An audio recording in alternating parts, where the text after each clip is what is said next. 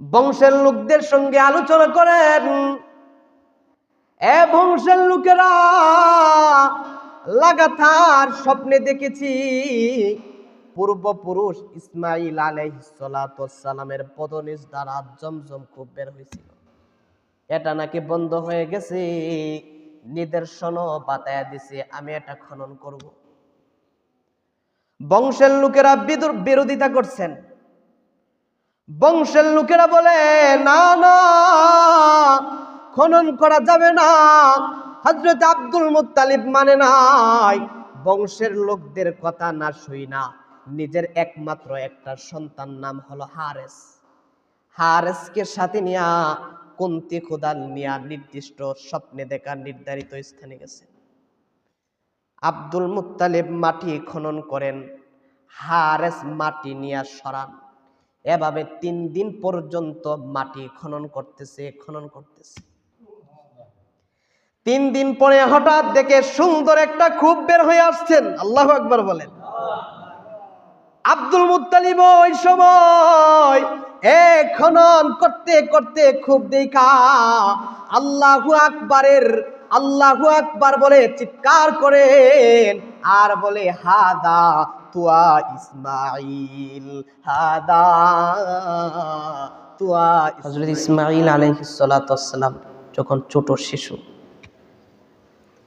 পানির পিপাসা, পানি নাই, ইসমাইল আলাইহিস সালাতু ওয়াস সালামের পদনিস দ্বারা একটা পানির ব্যবস্থা করেছেন। এই পানির নাম আমরা সকলে জানি জমজমের পানি। জমজমের পানি যখন উৎপত্তি হয়েছে, পানি বের হয়েছে, তখনকার মক্কায় প্রত্যন্ত অঞ্চল ছিল, পানি ছিল না, একেবারে অবস্থা খুব নাজুক ছিল। এই পানি যখন উৎপত্তি হয়েছে, বিভিন্ন দেশ থেকে, বিভিন্ন এলাকার থেকে বিভিন্ন গোত্র এই পানির আশেপাশে এসা বাড়ি বাঁধছে। এই ধারাবাহিকতায় বনু জুরহুম গোত্র ইয়ামান থেকে এই পানির সন্ধান পেয়ে এসা বাড়ি বাঁধছে। বনু জুরহুম গোত্র থাকতে থাকতে এই বনু জুরহুম গোত্র বড় হয়েছে, ইসমাইল আলাইহিস সালামও বড় হয়েছে। ইসমাইল আলাইহিস সালাতু ওয়াস সালাম বনু জুরহুম গোত্রে বিয়ে করছেন।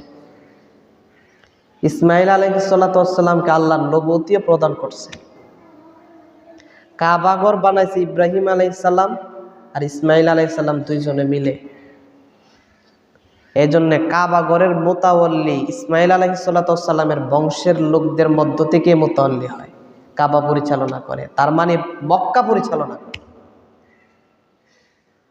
মুহতারাম হাজিরিন,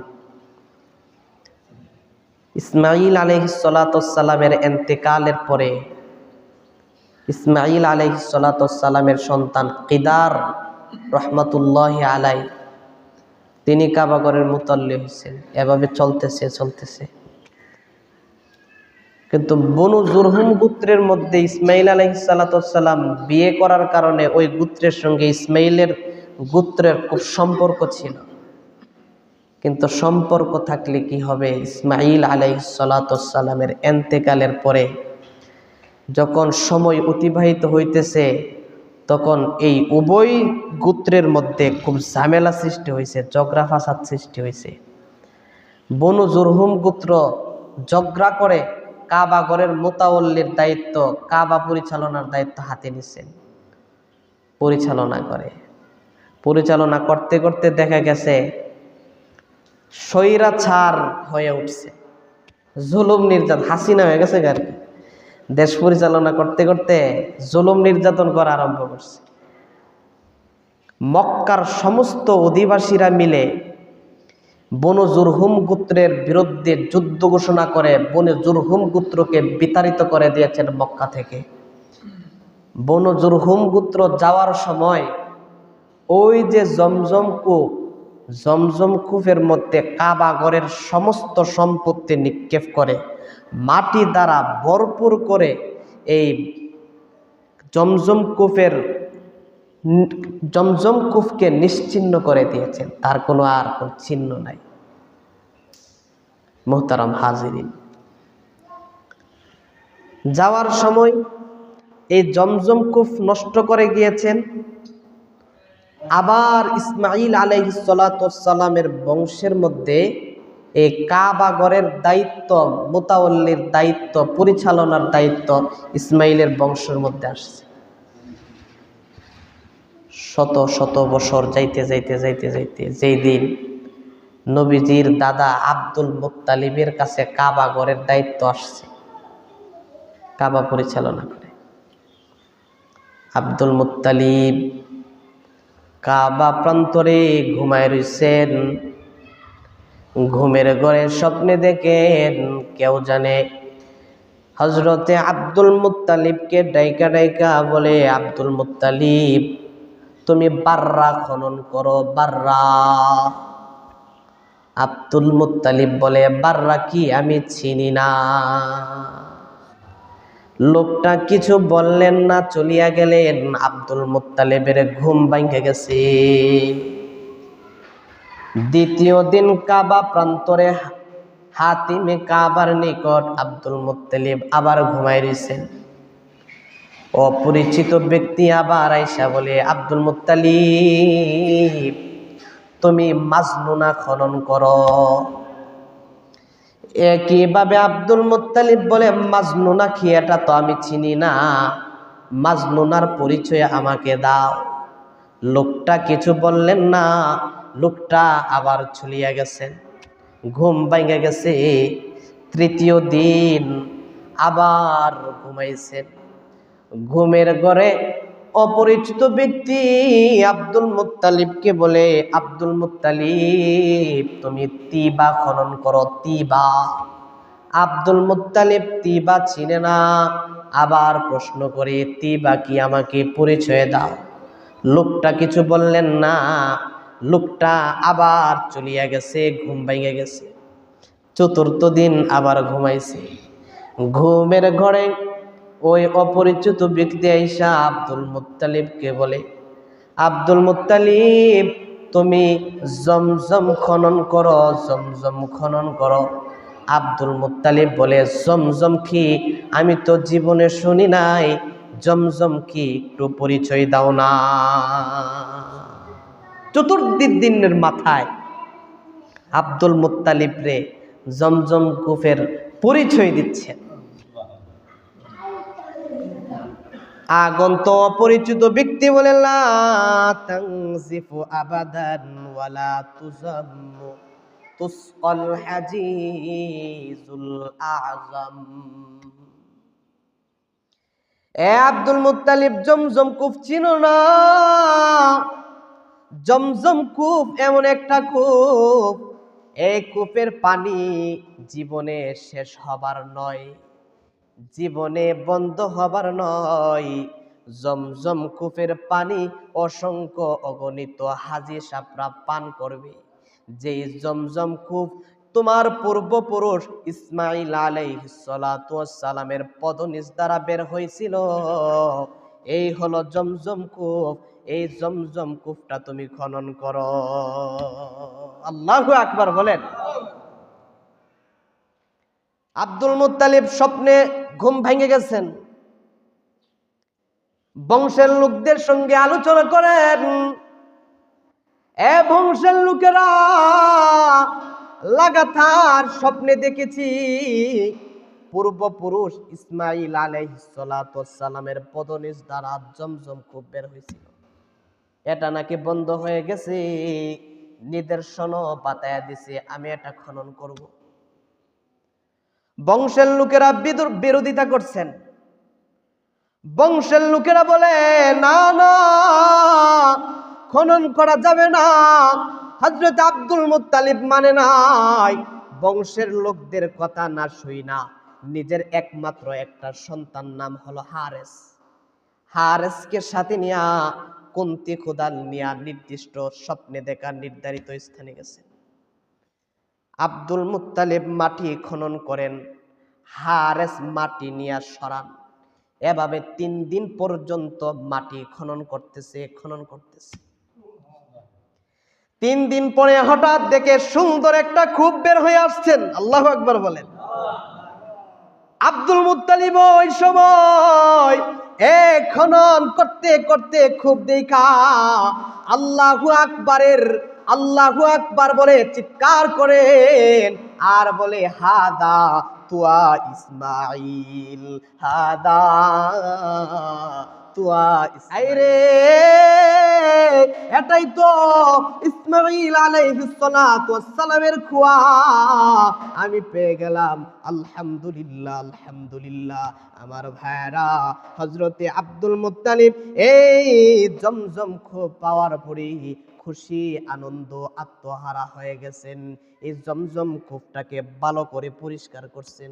চতুর্পার্শ্বে জমজম কূপের চতুর্পার্শ্বে হাজী সাহেবদের জন্য হাউজের ব্যবস্থা করেছেন পানি পান করার জন্য। এই জমজম কূপ আসেনি এখনো পর্যন্ত। মুহতারাম হাজির, এই জমজম কূপ খনন করছেন হাজী সাহেবদের জন্য পানি পান করার জন্য, হাউজের ব্যবস্থা করছেন। আর রাত্রিবেলা কিছু দুষ্ট প্রকৃতির লোকেরা এই হাউজরে আইসা নষ্ট করে ফেলে। আব্দুল মুত্তালিবের মনের মধ্যে কষ্ট, আল্লাহর কাছে দোয়া করছে, আল্লাহ জমজম কূপ খনন করার জন্য এত কিছু করেছি আর জমজম কূপ পেয়েছি, আল্লাহ জমজম কূপটারে তো নষ্ট করে ফেলে। এই দোয়া কইরা আব্দুল মুত্তালিব ঘুমাইছেন। ঘুমের ঘরে স্বপ্নে দেখেন একজন আল্লাহর বান্দা আব্দুল মুত্তালিবের স্বপ্নে যোগে দোয়া শিখাইছে। আব্দুল মুত্তালিব দোয়া করো, আল্লাহর কাছে দোয়া করো, আল্লাহুম্মা ইন্নী লা উহিল্লুহা লিমুগতাসিলিন ওয়ালাকিন হিয়া লিশারিবিন হিল্লুন। এই দোয়া করতে থাকো। ঘুম থেকে ওইটা আব্দুল মুত্তালিব আল্লাহর কাছে এই দোয়া করতে আরম্ভ করছে। এই দোয়া করার পরে যেই জমজম কুফরে নষ্ট করতে যায় সেই অসুস্থ হয়ে যায়, সে অসুস্থ হয়ে যায়। অসুস্থতার ভয়ে জমজম কুফরে আর নষ্ট করে না। মুহতারাম হাজিরিন, আব্দুল মুত্তালিব আল্লাহর কাছে দোয়া করে, আল্লাহ আমার সংখ্যা জনবল কম, সন্তান সন্ততি কম, আমার বিরুদ্ধে মানুষ বিরুদ্ধাচরণ করছে, আল্লাহ এই মুহূর্তে আমাকে যদি আমার এই দোয়া কবুল করেন, আমাকে যদি 10 জন সন্তান দেন, তাইলে একজন সন্তান রে আপনার রাহে কুরবানি প্রদান করব। পড়েন আল্লাহু আকবার। মুহতারাম হাজিরি, আল্লাহর কাছে দোয়া করছে, আল্লাহ দোয়া কবুল করছে, মান্নত করছে 10 জন সন্তান। সময়ে সময়ে আস্তে আস্তে 10 জন সন্তান একদিন হয়ে যাবো গা, 1 বছরে, 1 বছর করে হইলে তো 10 বছর লাগবে। 10 জন সন্তান দান করছেন আব্দুল মুত্তালিব। মুহতারাম হাজিরিন, 10 জন সন্তান দান করছে আব্দুল মুত্তালিবের। এই 10 জন সন্তান হইছে, ছেলে সন্তান মেয়ে সন্তানও আছে। জনবল সংখ্যা এখন বৃদ্ধি হইছে, শক্তি হইছে। আব্দুল মুত্তালিবের এখন ভুলে গেছে, আইরে কত আগে নিয়ত করছে, মান্নত করছে একজন সন্তান আল্লাহর রাহে জবাই করবে, ভুলে গেছে। এতদিন হয়ে গেছে, বলা তো স্বাভাবিক। কাবা প্রান্তরে হাতিমে কাবার মধ্যে ঘুমায় রইছেন নবীজির দাদা আব্দুল মুত্তালিব। কেহ আয়েশা আব্দুল মুত্তালিব রে বলে, ইয়া আব্দুল মুত্তালিব আউফি বিনজরিকা লিরাব্বি হাদাল বাইত। হে আব্দুল মুত্তালিব, তুমি যে এই কাবা প্রান্তরে ঘুমাই রইছো, এই কাবা ঘরের মালিকের জন্য তুমি যে নিয়ত করেছিলা তোমার সন্তান জবাই করবা, তোমার সন্তান জবাই কইরা এই মান্যত্রে পূরণ করো। ঘুম ভাঙে গেছেন, পেরেশান, হাই রে আদরের 10 জন সন্তান দিছে, 10 জন সন্তান রে সন্তানের মধ্য থেকে একজনকে তো জবাই করতে হবে, মান্নত তো পূরণ করতেই হবে। মান্নত মানছি বিদেই তো আল্লাহ আমারে 10 জন সন্তান দিছে। সন্তান রে 10 জন সন্তান রে ডাকাইছে। সন্তানরা সবাই ভালো, সবাই নরম মনের মানুষ, সবাই আল্লাহওয়ালা, সবাই রে ডাইকা আব্দুল মুত্তালিব বলে, বাবারা রে অনেক বছর আগে আমি এই নিয়ত করছিলাম, মান্নত করছিলাম, মান্নত করার কারণে তোমাদেরকে আল্লাহ আমাকে দিয়েছি।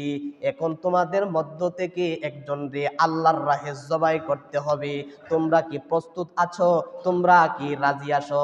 সকল সন্তান একসাথে হাস্যোজ্জ্বল ভাবে আল্লাহ তাআলার জন্য, আল্লাহর রেজামন্দির জন্য একসাথে উত্তর দিছে, আউফি বিনাযরিকা ওয়া ফাল মা শিতা।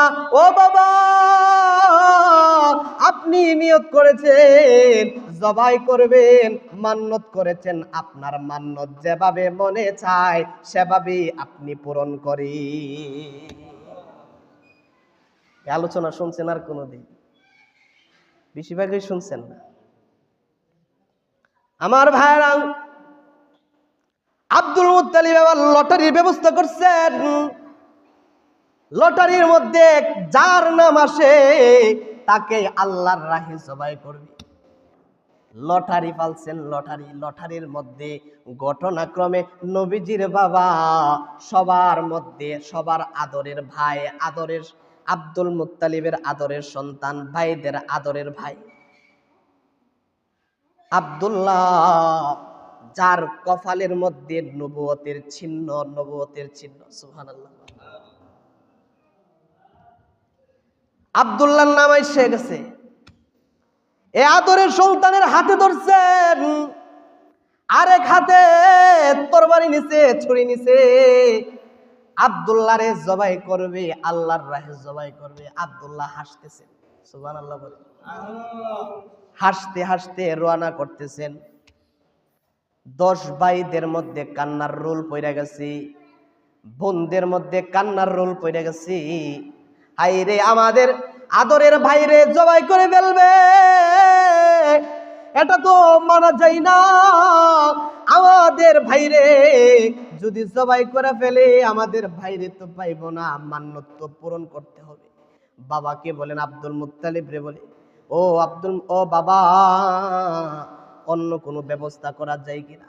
আদরের বাইরে জবাই করবেন, এক কাজ করেন, আমার ভাই আব্দুল্লাহর পরিবর্তে 10টা উট নির্ধারণ কইরা লটারি দেন। লটারির মধ্যে যদি 10টা উটের নাম আসে আব্দুল্লাহর পরিবর্তে, তাইলে আব্দুল্লাহ বেঁচে যাবে। আব্দুল মুত্তালিব 10টা উট নির্ধারণ করছেন। 10টা উট কুরবানি করবেন।